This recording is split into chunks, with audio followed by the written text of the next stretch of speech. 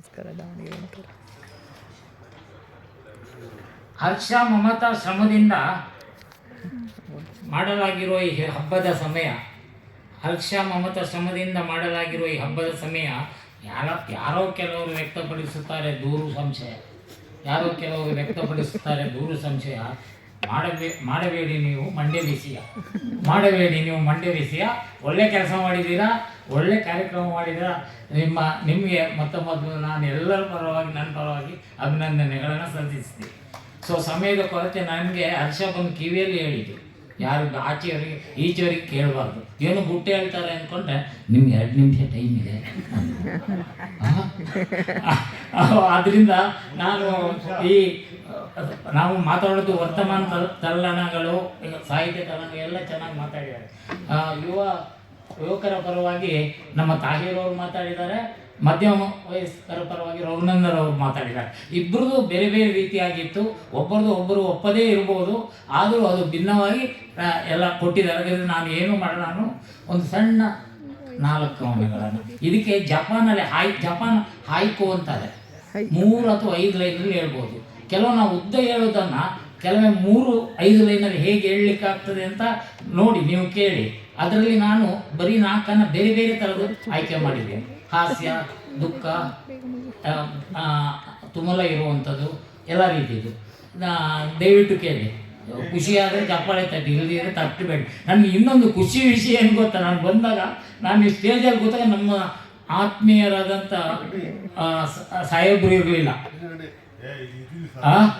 ಅವ್ರು ಮತ್ತೆ ಮಧ್ಯದಲ್ಲಿ ಬಂದರು. ಮಧ್ಯದಲ್ಲಿ ಬಂದ ಖುಷಿ ಆಯ್ತು, ಯಾಕಂದ್ರೆ ಇನ್ನೆಲ್ಲ ಚಪ್ಪಾಳೆ ತಟ್ಟಿ ಇಡೀ ಎಲ್ಲ ಕಾರ್ಯಕ್ರಮಕ್ಕೆ ಎಲ್ಲರಿಗೂ ಹುರುಪನ್ನು ತುಂಬಿದಂಥ ವ್ಯಕ್ತಿ. ಅವರಿಗೆ ಹೇಳಿ ಈಗ ನನ್ನ ಕವನಗಳನ್ನು ಓದ್ತೀನಿ. ಇದಕ್ಕೇನು ಹೆಡ್ಡಿಂಗ್ ಇಲ್ಲ, ಏನಿಲ್ಲ, ಹೇಗಾದ್ರೂ ಹೆಡ್ಡಿಂಗ್ ಹಾಕೋಬಹುದು. ಬಾಗಿಲು ತಟ್ಟಿದ ಶಬ್ದವಾಯಿತು, ಬಾಗಿಲು ತಟ್ಟಿದ ಶಬ್ದವಾಯಿತು. ತಿರುಗಿ ನೋಡಿದೆ, ಅಲ್ಲಿ ಬಾಗಿಲೇ ಇರಲಿಲ್ಲ. ತಿರುಗಿ ನೋಡಿದೆ, ಅಲ್ಲಿ ಬಾಗಿಲೇ ಇರಲಿಲ್ಲ.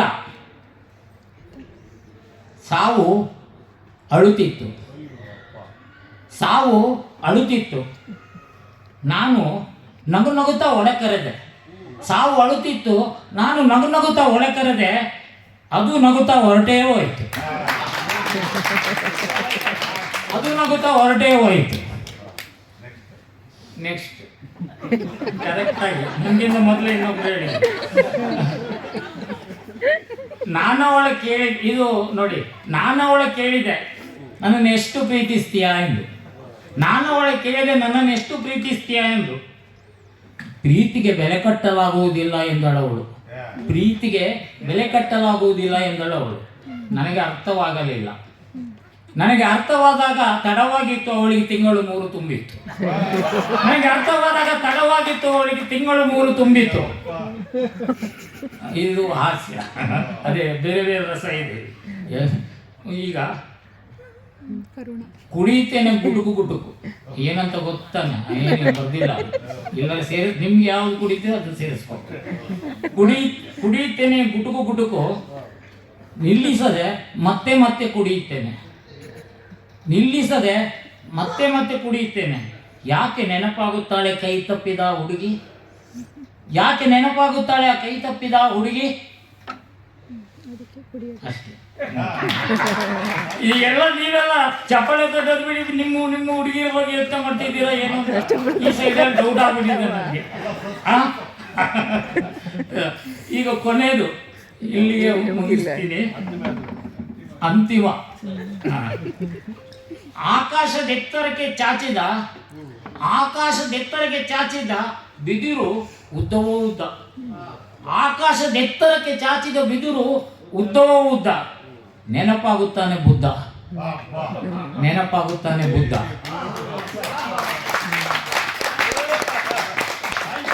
ಧನ್ಯವಾದಗಳು. ನನಗೆ ನಿನ್ನೆಲ್ಲ ಸಿಗ್ಲಿಲ್ಲ ಕವಿಗೋಷ್ಠಿಯಲ್ಲಿ ಅವಕಾಶ.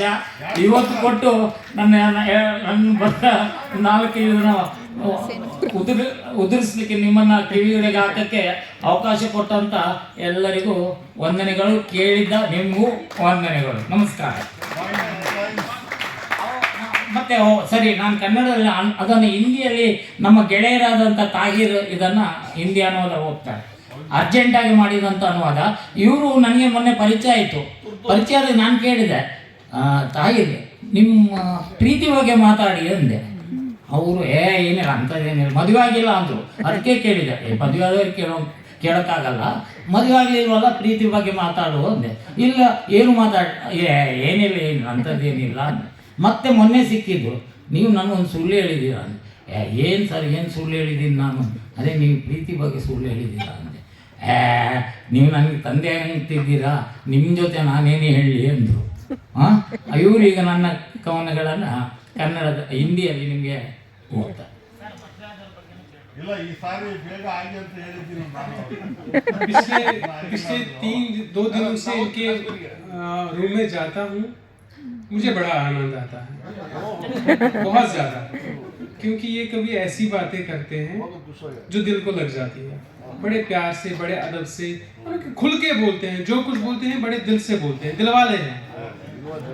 तो इन्होंने कल मुझे एक नज़म सुनाई, ऐसे ही डिक्टेट की उन्होंने, तो मैं दंग रह गया। मैं सोच रहा हूँ कि ये कैसे हो सकता है कि इतनी अच्छी नज़म ये उर्दू, ये हिंदी में सुना रहे हैं, तो मैं इसका अनुवाद कैसे करूँ? अब अगर मैं इसका, ये जो इनकी मातृभाषा है, अगर मैं उसमें देखूँ और मैं समझूँ तो ये कुछ और ही होगी। इसकी जो सबलिमिटी है वो तो आसमान को छूती होगी। अब मैंने अपने टूटे फूटे लफ्ज़ में अभी उन्होंने डाला ये मुझे हिंदी, तो मैंने अनुवाद किया, लगभग 10-15 मिनट हुए अभी। नज़म कुछ यूँ है। दरवाजे पर दस्तक हुई, जो पीछे मुड़कर देखा। आज़ाद नज़म है।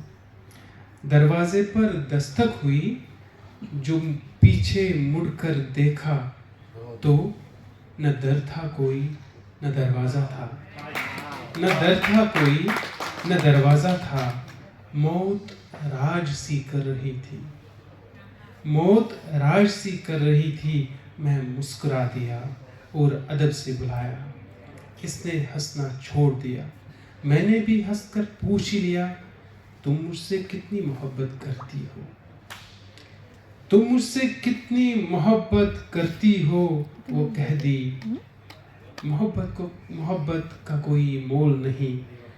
मुझे समझ नहीं आता, जब तलक मैं समझ गया तब तक बहुत देर हो चुकी थी, तब तलक 3 माह हो चुके थे। पता नहीं अब उनकी शादी हो चुकी होगी, क्या होगा। हाँ, तब तलक 3 माह हो चुके थे। एक जाम जैसा मैं एक घूंट पीऊँगा, मैं बगैर रुके बार बार पीऊँगा। वो लड़की क्यों याद आती है जिसने अपना हाथ छोड़ दिया। शुक्रिया।